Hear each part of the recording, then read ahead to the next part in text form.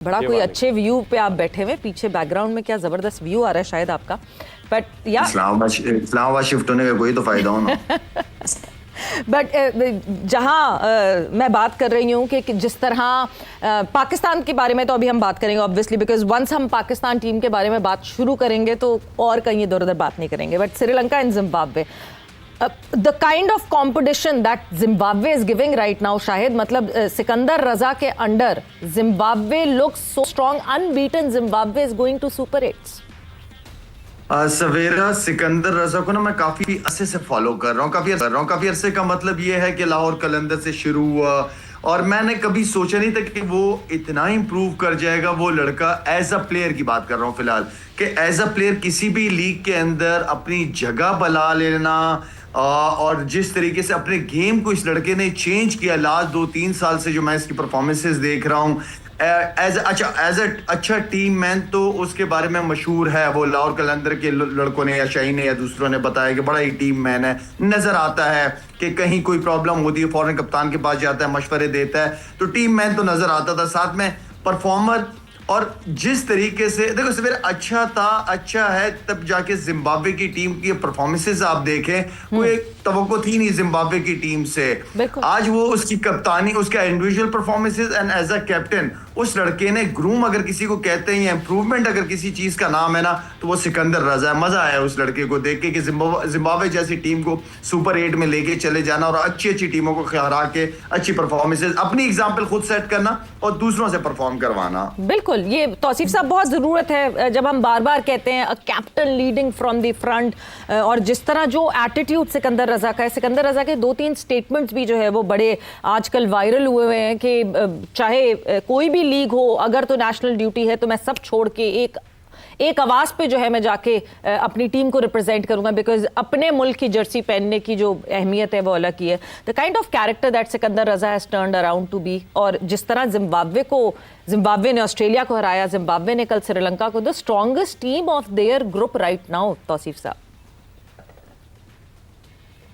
जी, आपने सही कहा, और शाहिद ने जितनी बातें की अपनी जगह बहुत अच्छी, और जाहिर है कि टेक्निकल बातें हैं सारी। और दूसरे देखिए, कई लोगों के साथ ऐसा हुआ जो ये मुल्क छोड़ के जो है दूसरी जगह चले गए और बड़े अच्छी पोजीशन में, सिकंदर रजा उसमें मेन भी हैं, इसलिए कि देखिए एक लीडर जो होता है ना उसका पता चलता है। और फिर दूसरी कंट्री में जाके, खैर टाइम तो बहुत हो गया, वक्त के साथ साथ जो चेंजेस उन्होंने किए हैं और दायरा टीम को जो है जेल किया है साथ, और उनके बोर्ड, क्रिकेट बोर्ड ने उन पर एतमाद किया और कप्तान बनाया। मेन चीज़ है कप्तान, किसी दूसरी कंट्री में जाके जो है कप्तान बनना ये बड़ा मुश्किल काम होता है, इसलिए कि प्लेयर ही बन जाए तो बहुत है वो, लेकिन आई थिंक एक्सीलेंट। और जिस तरह की वो क्रिकेट खेल रहा है और जो हम उसके बॉडी लैंग्वेज अंदर देखते हैं ना, लीडर का काम ही है बॉडी लैंग्वेज, जब कैमरा पड़ता है तो पता चल जाता है उसकी बॉडी लैंग्वेज क्या है। तो आई थिंक जितना भी हम क्रेडिट दे सकते हैं सिकंदर रजा को देंगे, और मुझे फील ये हो रहा है कि कहीं ये भी मुश्किलात ना डाल दे टीमों के लिए। जाहिर है आगे टीमें अच्छी ज़रूर हैं, मगर जिन टीमों के ख़िलाफ़ इन्होंने परफॉर्मेंस दी है तो वो एक्सीलेंट मेरा ख्याल, और हम जितना क्रेडिट दें और पूरी टीम को डेफिनेटली देंगे, लेकिन सिकंदर रजा को यस बिल्कुल। और जहां मुश्किलात की बात हो रही है तो द सुपर 8 ग्रुप, ज़रा उस ग्रुप पे हम नज़र डाल लेते हैं कि कौन कौन सी टीम्स कौन कौन से ग्रुप में हैं। सुपर 8 का जो ग्रुप 1 है, उस ग्रुप 1 में India, south Africa, West Indies and Zimbabwe. पहले लग रहा था कि ऊपर वाला जो ग्रुप है, जो ग्रुप 1 है, that would be a difficult group, क्योंकि ऑब्वियसली ऑस्ट्रेलिया भी उसमें थी और लग रहा था कि जी ये डिफ़िकल्ट ग्रुप होगा, मगर अब काफ़ी हद तक जो है वो इजी ग्रुप लग रहा है, अगर तो कोई अपसेट्स ना हुए या चैलेंजेस ना हुए फॉर इंडिया। दूसरी तरफ ग्रुप 2 की बात करें सुपर 8 की, तो England, New Zealand, Pakistan and Sri Lanka are the next 4 teams जो कि ग्रुप 2 का हिस्सा हैं, और पाकिस्तान को जो है बड़ा चैलेंज होगा शायद coming towards Pakistan versus New Zealand. कल पहला हमारा मैच होगा, मैच जो है वो कोलंबो में ही होगा एज यूजुअल। फिर बारिश की भी फोरकास्ट है साथ साथ। व्हाट टू एक्सपेक्ट बड़ी टीम पाकिस्तान के सामने? देखिए, बड़ी टीम के खिलाफ खेल रहे हैं, बड़े स्टेज पे हैं, तो बड़ा सोचना पड़ेगा और बड़ा परफॉर्म करना पड़ेगा आपको। हमने जो पीछे गलतियां की हैं, मेरे ख्याल में उन मैचेस से 3 मैचेस आपके लिए बहुत होते हैं।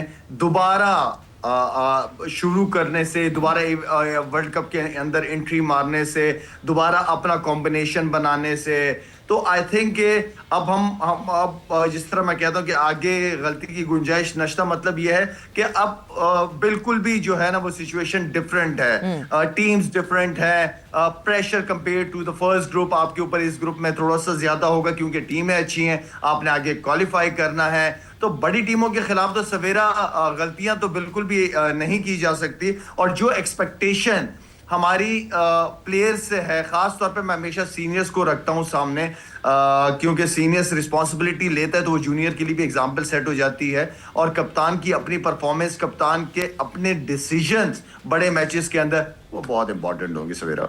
बिल्कुल बहुत इंपॉर्टेंट होंगे कि कप्तान ऑन द स्पॉट वो क्विक डिसीजंस जो लेने होते हैं आपने वो कैसे लेगा। तौसीफ साहब, आज अफ्तारी के बाद ऑलमोस्ट 6 बजे से लेकर 9 बजे तक जो है वो पाकिस्तान टीम की प्रैक्टिस है आर प्रेमदासा कोलंबो में स्टेडियम में वहाँ, और एक्सपेक्टेशंस यही हैं कि कोई आपको मेजर चेंजेस नहीं दिखेंगे 11 में। ज़्यादा से ज़्यादा अगर कुछ शफलिंग हुई तो शायद फ़खर जमान को ओपन की पोजीशन पे रखा जाएगा और साइम अयूब को डाउन दी ऑर्डर लेकर आया जाएगा। बट अभी तक ये सिर्फ सोर्सेज हैं जो क्लेम कर रही हैं। What changes would you suggest?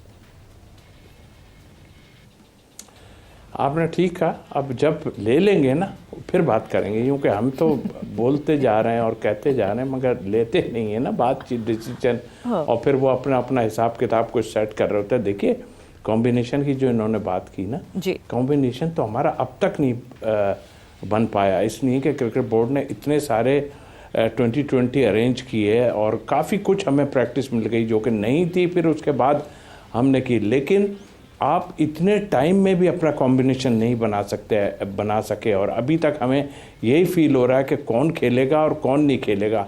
आप इस झंझट में पड़ चुके हैं कि बाबर को नहीं खिलाएं। एक लोग कहते हैं यार खिलाओ, नहीं खिलाओगे तो ये हो जाएगा वो हो जाएगा।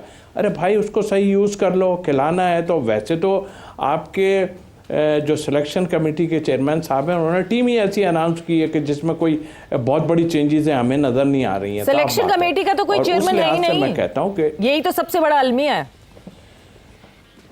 सिलेक्शन कमेटी में मानेगा कौन? चेयरमैन वही हैं जिनके मैं आपको बता रहा हूँ, आकिब सारे कर रहे हैं जो, मैं तो साफ बोलता हूँ, आकिब बात करते हैं, कोच से बात करते हैं। वही आए थे ना प्रेस उसमें, तो वही आए थे ना, वो आन के बैठे थे, हसन के साथ बैठे थे और कप्तान भी शायद बैठे थे, मगर बाकी लोग नहीं बोल पा रहे थे, बोल ही वो रहे थे। तो आई थिंक मेरे ख्याल ठीक है, आप अगर कर रहे हो तो भाई आ जाओ फ्रंट फुट पे, आन के देख लो कि क्या पोजीशन है। लेकिन आपने जो 15 बनाए हैं उसमें आपने काफ़ी झोल रखा हुआ है, और झोल इस तरह रखा है कि आपने पीछे जो प्लेयर बैठे हैं उनमें कोई आपका टॉप का ऐसा बैट्समैन भी नहीं है। एक बैट्समैन तो कोई डाल देते, आप खिला नहीं रहे। वो अपनी जगह है कि फखर को आप नहीं खिला रहे, हो सकता है आप खिला दें, सीधी बात है। और अगर उसने कर दिया तो फिर एक और स्टेटमेंट कोई इधर हल्का फुल्का देख लीजिएगा। तो आई थिंक मेरा ख्याल है अब तो टाइम ऐसा निकल गया, अब तो डू एंड डाई है, और ऐसा कॉम्बिनेशन लगाएं जो सबको पसंद आए। वैसे तो तनकीद करने वाले बहुत हैं, लेकिन जो सही होगा उसको हम यस करेंगे, और क्यों नहीं करेंगे। लेकिन सही हुआ नहीं है, बहुत टाइम हो गया। बिल्कुल जी, डू और डाई सिचुएशन तो अब तो रहेगी। मुसलसल सुपर 8 में तीनों मैचेस जो हैं वो आपको बहुत कंफर्टेबली जीतने की ज़रूरत पड़ेगी, बिकॉज सेमीफाइनल आपका उसके ऊपर डिपेंड करेगा।